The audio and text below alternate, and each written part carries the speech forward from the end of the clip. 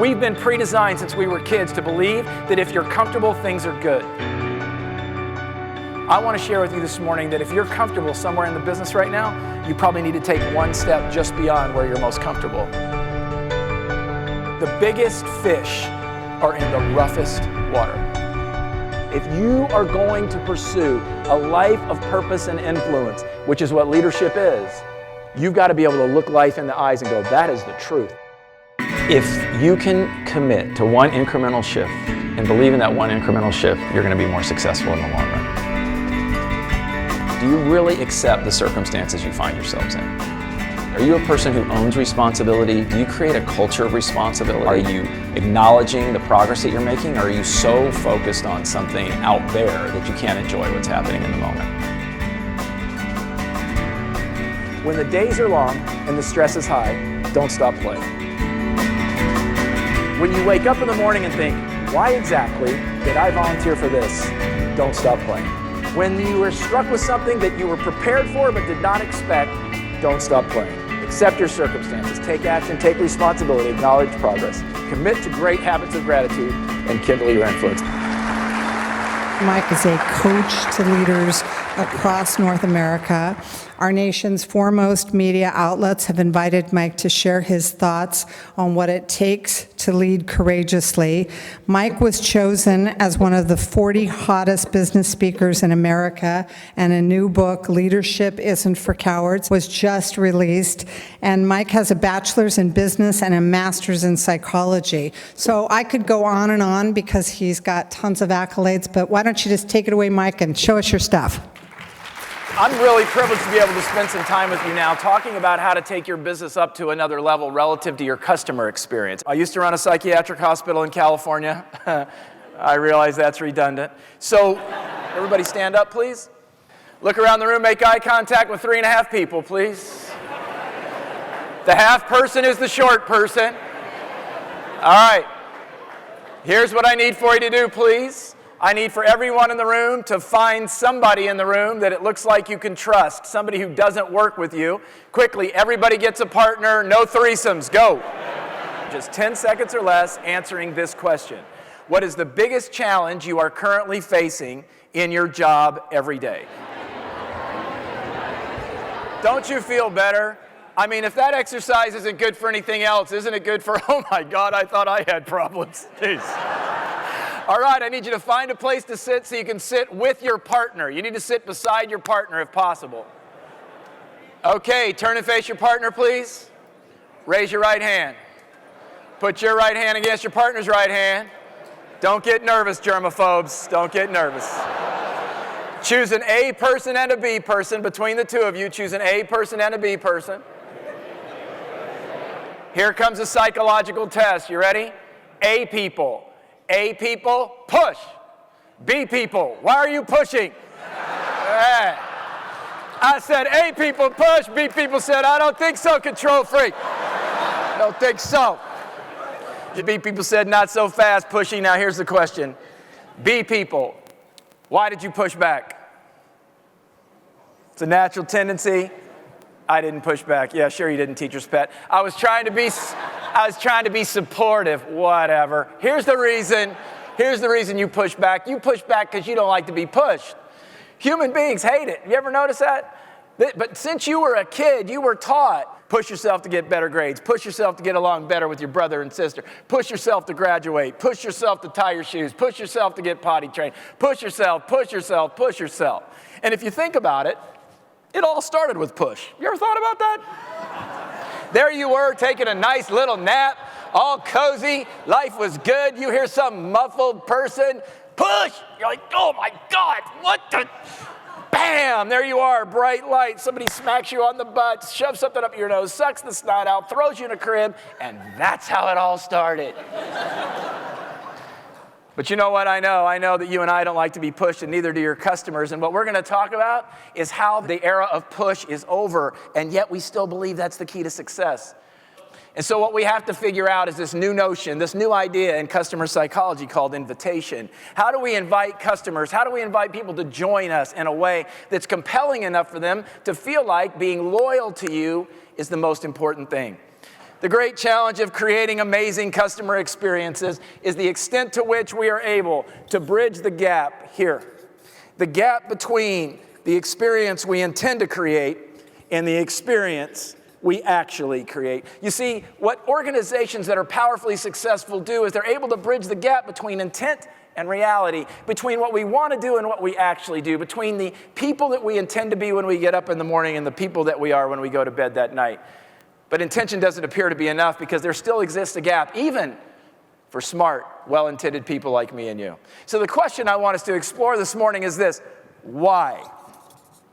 Why the gap between what we intend to do and what we actually do? Why do you think? Just be brave, little buckaroos. Shout out the reasons you think smart people still have a gap. Let's do my favorite part of any session. This came about as an accident about 10 years ago. I was speaking at a hospital, and I just did this, what we're about to do, and it's caught on, so we're going to do it here this morning. It's now famously known as an excuse-a-thon. Now, here's what an excuse-a-thon is. Any excuse you've ever heard your friends, family, kids, anyone use, and I'll write them down. Go. Past experience. What else? No resources. You're a little better at this than I expected. Go ahead. What up? Lazy. Thanks for that confession, sir. Lazy. Oh, I mean about your friend. How many of you in this room have children that you know of? Can I see your hands, please? There's some guys in here going, oh, man. How many of you in this room have certain behavioral expectations of your kids? Let's pretend we all have a 5-year-old. I can't make it so, but let's just pretend we do. And we've met a new family in the neighborhood. They have a 5-year-old as well. We've invited them to the house tonight for dinner and cocktails. And prior to their arrival at the house, we decide to have an obligatory conversation with our 5-year-old. It goes like this. Come here. No, put that stuff down. Hey, come here. Listen to me. We're having company over tonight. They have a 5-year-old just like you. Well, I don't know if they're just like you, but I know they have a 5-year-old. And this kid's new in the neighborhood, doesn't have any friends. And I want you to make them feel welcome because you remember how it was when you didn't have any friends. In fact, I'm kind of surprised you have any friends now. So I want you to mind your manners, share your toys, make this kid feel welcome. Do you understand? The child dutifully says what? Which we know is a... And then we say, what I don't understand why we say to kids, we say, now, don't make me tell you again. Like somehow the kid is in their room hatching a plot for yet another lecture by their parents. We dismiss our child. We go about preparing the home for dinner tonight, absolutely certain that our parenting skills are going to manifest themselves in all of their prowess tonight. And then at 6 o'clock that night, right on cue, there's a knock on the door. We go to the front door with our 5-year-old in tow. We walk to the front door. We open the front door. We introduce our 5-year-old to their 5-year-old. And to our horror, our 5-year-old has an attitude. We cannot believe it. They sound like a semi-truck stopping.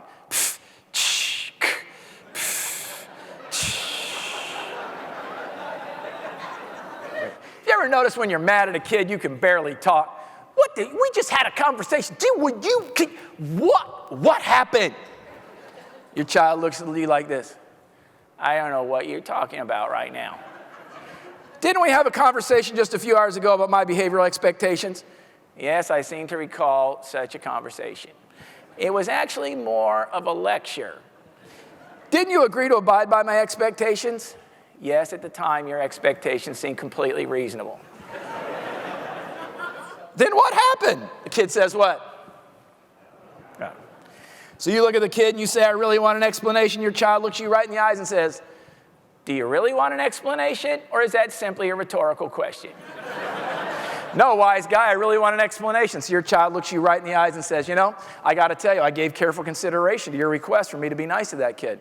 But after soccer and t-ball and all you got me doing every day, I didn't know how to be nice to that kid. Plus, with my past experiences, I didn't think I really had the resources to do it. Plus, the kid's kind of a brat. I thought it was his fault. And with all the other priorities I have, I didn't really think I could do it. But then it occurred to me, the real problem in this family is a compensation problem. You know, I'm only getting about 50 cents a week from you right now. If you'd crank it up a little bit, you could get more than a grin out of me. But right now, a grin's all 50 cents is really worth. But I would even be willing to do that. I would be willing to stretch myself, Mom, if we could solve the staffing problems. You know, I'm an only child. And I'm carrying nice all by myself. If you and Daddy get busy and knock out a couple more kids, we could spread nice amongst all of us. But right now, I'm carrying it all by myself, and I don't think it's my job. Plus, since when does a 5-year-old have the equipment and technology to be nice to another kid? I've told you we've got staffing problems, and I can't follow through anyway at my age. Plus, I'm so tired of you and Dad talking about politics all the time, I just decided to be lazy. And speaking of you and Dad, after watching you two get along, I don't really know how to get along with another person. Plus, I think that kid's crazy anyway, and I didn't believe you at the time, and I just kind of became forgetful because all the interruptions. Plus, did you meet that kid? He has a fascination with military equipment. He scares me.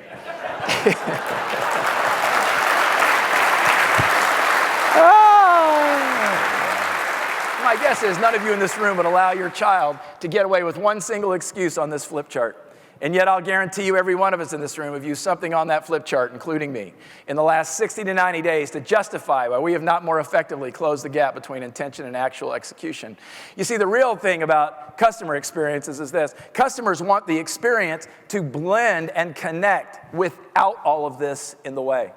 I am not saying that you don't have real obstacles and real challenges in your business. It is not the absence of these. It is not standing in front of the mirror and giving yourself some hokey self-help talk like every day in every way I'm getting better and better. No, you're not. You're dying every day. So it is about saying, I accept it, but I deny the power. Let me say it again.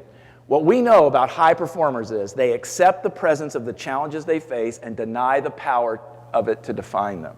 And Dr. Seligman at the University of Pennsylvania did some research for people who are optimists and pessimists. And he wanted to figure out if optimists have fewer bad things happen to them than pessimists. Do pessimists just naturally have more bad things happen in their life, and thus it makes them more pessimistic? What do you think he found out? It's exactly the same. Over a lifetime, pessimists and optimists generally have the same percentage of good things and bad things that happen to them. The difference is not that we pretend. See, in the field of psychology, if you pretend these don't exist in your life, we call that crazy. If on the other hand, you accept that these are present, but you do not allow them to define you, you find yourself more successful. And that's what leadership is. Leadership has nothing to do with your rank. Leadership has nothing to do with your position. Leadership has nothing to do with how smart you are, how much money you make. What leadership has to do with is the extent to which you can persevere under significant and challenging experiences. Let me share with you how to do that. The first thing I'd like you to think about is this. The one measure I use for all people I've worked with when I was a practicing clinician and now when I speak or when I work with groups around the world is this. Are your yeses and nos really clear? Do you know what your yeses are in your life and what your nos are? Are you saying yes to the things that make you better, make you feel better, encourage you, empower you, make you stronger, more connected, more grounded, living your life more on purpose? Are you saying no to things that drain you, suck the life out of you, or are not in alignment with your core values? If you are going to pursue a life of purpose and influence, which is what leadership is, you've got to be able to look life in the eyes and go, that is the truth, and not judge it. It's not good, it's not bad, it's not right, it's not wrong. The second thing, is it take action or take responsibility? What does it say there? You notice we live in a world of people who don't want to take responsibility? Look at a Starbucks coffee cup. On the bottom of the cup, you know what it says? Caution, the beverage you're about to enjoy is extremely hot. Is this helpful to you? Wouldn't it be more helpful if it said, caution, you just paid $5 for a cup of coffee?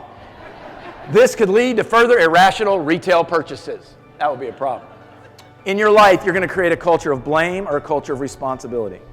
A culture of responsibility seeks to repair. Repairs relationships, repairs who you are, repairs connection. That's repair. But you can't repair it until you own it. Blame seeks to punish. People that blame say, I am here to punish me or you. One of us has got to be punished. And the person that's going to be punished is the person whose fault it is. I'd rather live in a world and work for a company and be a person who's all about personal responsibility. I own what's mine and I'm going to repair it. And don't forget, it's all about the bacon. Have a great conference. Be back here for Scott's big announcement. Thanks, everybody. Most people get discouraged about 1 inch from the finish line or 1 second from being complete. Most of the time, we don't push through that last little barrier, but that moment is the moment to push.